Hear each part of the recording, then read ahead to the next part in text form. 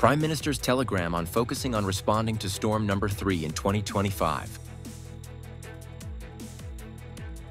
Ukraine proposes new round of peace talks with Russia next week. Weekend Wordshop.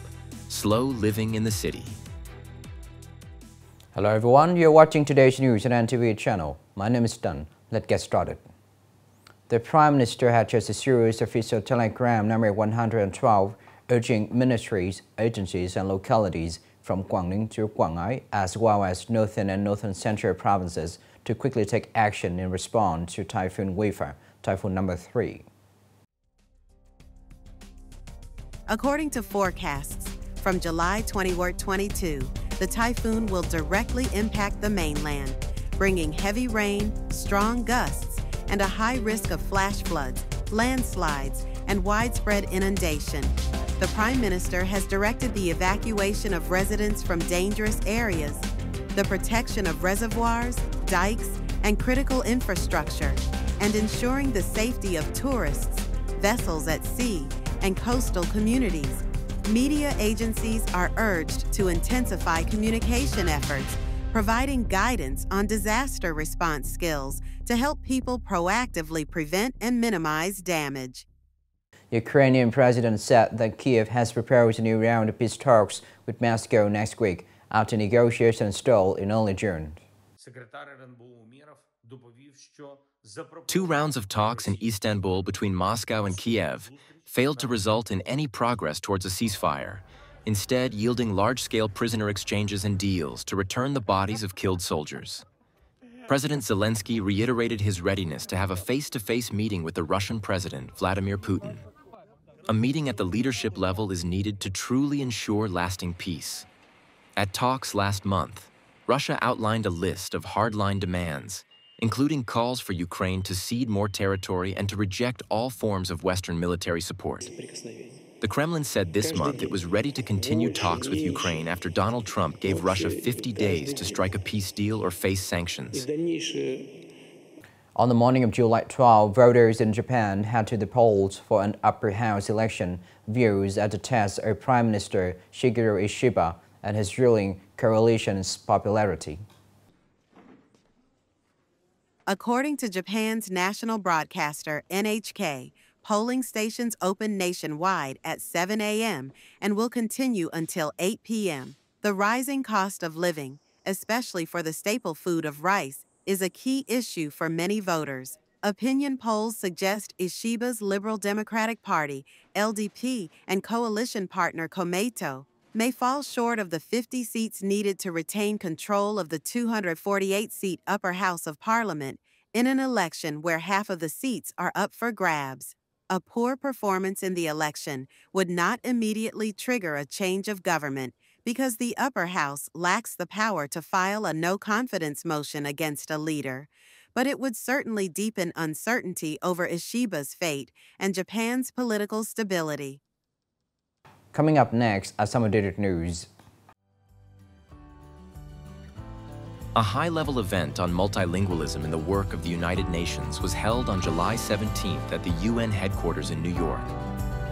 At the ceremony, Ambassador Do Hung Viet, permanent representative of Vietnam to the United Nations, presented the Vietnamese courtesy translation of the Pact for the Future to the President of the General Assembly.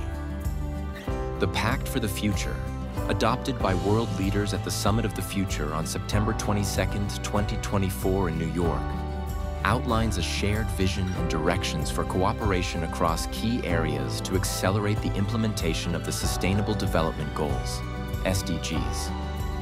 The Vietnamese courtesy translation, along with other language versions of the Pact for the Future, is available on the official UN website.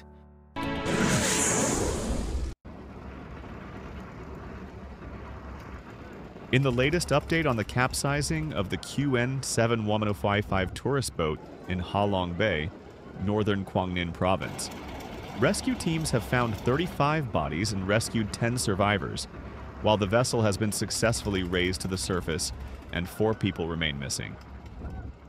The boat, carrying 46 tourists and 3 crew members, was struck by an unexpected thunderstorm while on a sightseeing tour to Sung Sat Cave and Tai Top Island.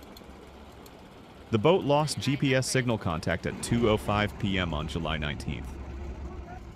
The Provincial Police's investigation agency is now conducting an on-site forensic examination, working with relevant individuals, organizations, and victims' families to identify and verify the recovered bodies.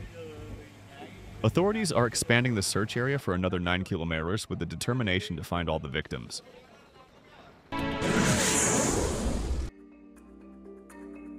On the morning of July 20th, the military command of Nghệ An province said that due to the impact of the storm at night, 3 fishing boats operating near the shore sank.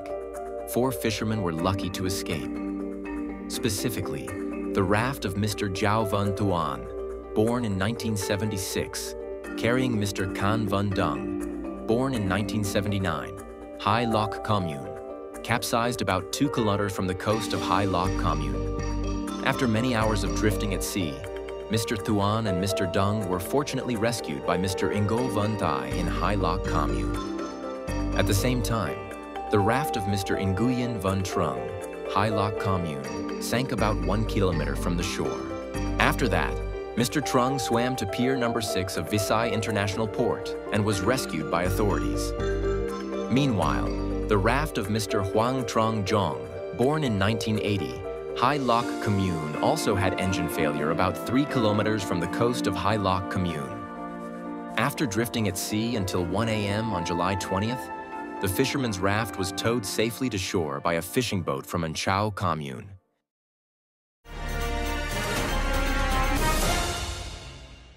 On weekends, in the heart of the bustling city, some spaces feel surprisingly different. No phones, no social media, just the focused, skillful work of human hands, workshop and instructional sessions on arts like flower arranging and various crafts are drawing strong interest from many participants. In the middle of the bustling urban roundabout here, each flower stem is cherished not just for its beauty, but also to find a little peace within one's soul. I feel very happy to learn flower arrangement and talk with people who share the same hobby. Craft workshops aren't just for adults.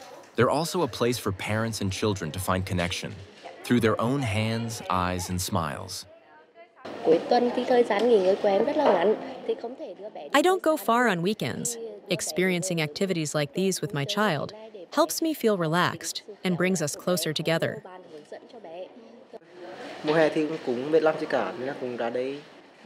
There's not much to do at home during the summer. Coming here, I can do many things I like and feel relaxed. Participating in these workshops is also a way to relax the mind, allowing us to step out of the hectic pace of daily worries and appreciate the small things around us, making life feel gentler and more poetic. Joining these workshops, people not only create works with their own hands, but also experience a sense of peace within their souls. This is the end of the show today. Thank you for watching.